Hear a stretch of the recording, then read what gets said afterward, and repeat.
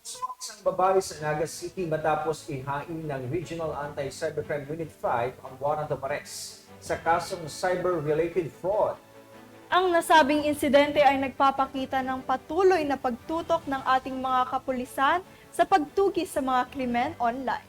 Sa patuloy na pag-unlad ng teknolohiya, ang mga krimen sa cyberspace tulad ng cyber fraud, hacking at online scams ay patuloy na nagiging isang malaking hamon sa seguridad ng publiko. Magbabalita dyan si Patrolwoman Mary Grace Artizuela.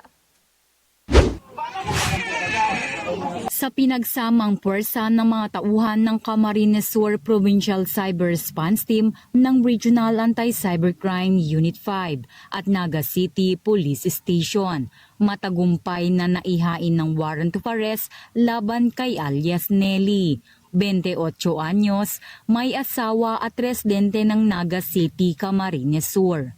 Ang nasabing warrant of arrest ay inisyu no Honorable Rosauro Angelito David, presiding judge ng 4th Judicial Region, Regional Trial Court, Branch 101, na may inirekomendang piyansa na nagkakahalaga ng 60,000 piso para sa paglabag nito sa kasong Access Devices Regulation Act at Computer-Related Fraud na may kaugnayan sa Cybercrime Prevention Act. Ipinaalam sa akusado ang kanyang mga karapatan sa konstitusyon sa ilalim ng Miranda Doctrine sa lengguwaheng naunawaan nito.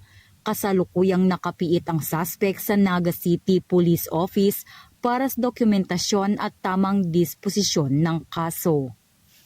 Paalala naman po sa publiko, huwag basta-basta magbigay ng personal na impormasyon at detalye sa hindi natin kakilala.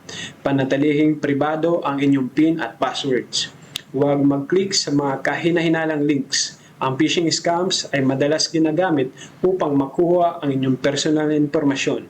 At panghuli, kung ikaw ay nabiktima ng cybercrime, agad itong i-report sa PNP Anti-Cybercrime Group o saan mang lokal na pulisya para sa agarang aksyon.